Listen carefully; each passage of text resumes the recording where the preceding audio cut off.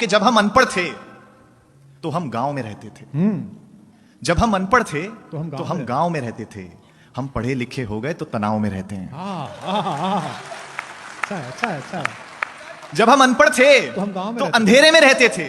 बिजली नहीं होती थी उस वक्त। महसूस करेगा अगली पंक्ति पर। जब हम अनपढ़ थे तो अंधेरे में रहते थे। हम पढ़े लिखे हो गए तो लोगों को अंधेरे में रखने लग गए। जब हम अनपढ़ थे तो अपनों के लिए जीते थे। परिवार ही सब कुछ होता था। जब हम अनपढ़ थे तो अपनों के लिए जीते थे। हम पढ़े लिखे हो गए तो अब बस सपनों के लिए जीते हैं। हम अनपढ़ थे तो रिश्तेदार होते थे। अगली पंक्ति पर अगर महसूस हो जाए कि मैंने कुछ अच्छी बात कह दी है तो आपकी तालियां मिले। जब हम अनपढ़ थे तो केवल रिश्तेदार होते थे। हम पढ़े लिखे हो गए तो अब रिश्तेदार भी दूर के हो गए। जब हम अनपढ़ थे तो पैसा घर के एक मुखिया के पास होता था और सब सुखी होते थे।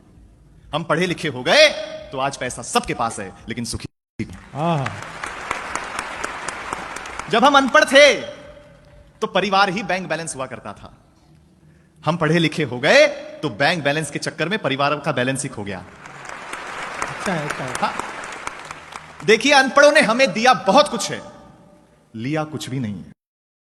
आपका ध्यान चाहता हूं, अनपढ़ों ने हमें दिया बहुत कुछ है, लिया कुछ भी नहीं है। हम वो आखिरी पीढ़ी हैं साहब जिनकी माओ का सोशल मीडिया पे अकाउंट ही नहीं है। कितनी अच्छी बात है।